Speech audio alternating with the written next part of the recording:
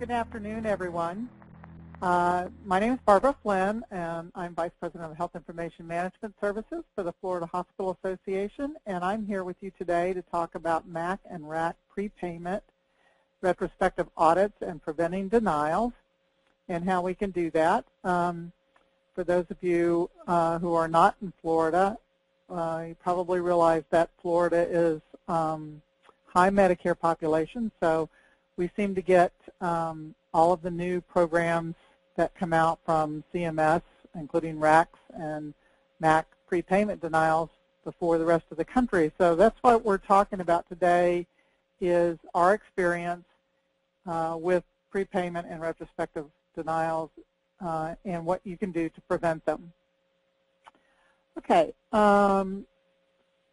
just to, there's a little slide in here about myself. I'm not going to go into that great detail, but if you want to know my background, it's on this next slide, slide 2, about the speaker, and what my role is with the Florida Hospital Association, and then of what it is that the Florida Hospital Association is all about is on the next slide.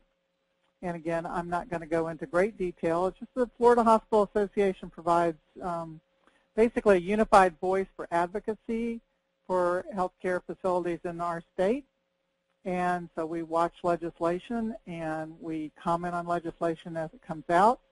And we do our best to promote the hospitals to get the best payment that they can possibly get, fair payment. So that's kind of what the association does. Anyway, so let's talk about the topics that I'm going to talk about today. And the topics that I'm going to discuss today are common documentation deficiencies leading to denials. Where is it that they're focusing their efforts to deny payment?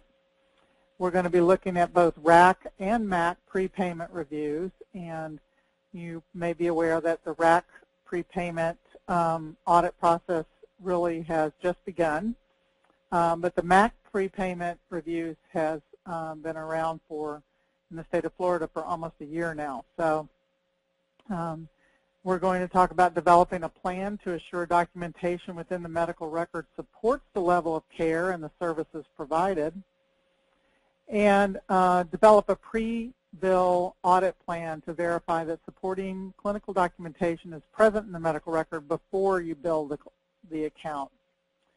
And then assuring that all supporting documentation is actually submitted when you receive an ADR request for the medical record, that the actual documents that support that level of care or the services that were provided is submitted to the payer or CMS or the MAC or the RAC. So those are the topics we're going to talk about today. So let's get started with where we are now. The prepayment MSDRGs that have been issued by the MAC for prepayment review are in these next few slides. And it's important to remember that although the RACs have to have their issues that they're going to focus on for review, they have to have that approved through CMS. But the MAC does not have to have their issues. They don't have to display them on a website and seek approval from CMS to review those particular accounts. They can choose them based on their experience.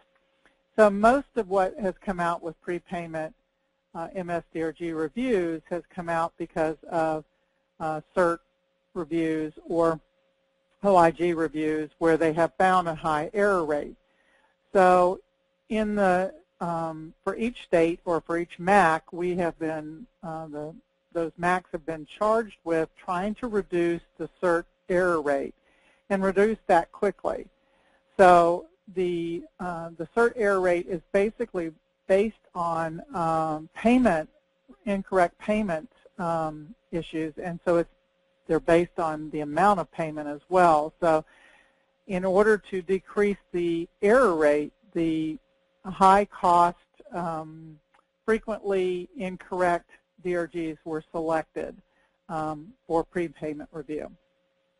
So those things that have been denied. And when you look at some of these lists, you'll see that these have long been, way back to the RAC demonstration project, have been problematic for admission denials as well as services denials way back. So we're still seeing incorrect admissions or improper admissions for these in these particular DRGs. So that's where they're focusing their attention. So on this first list, you can see that most of the percutaneous cardiac interventions, your PCI procedures, are on this list. And early on,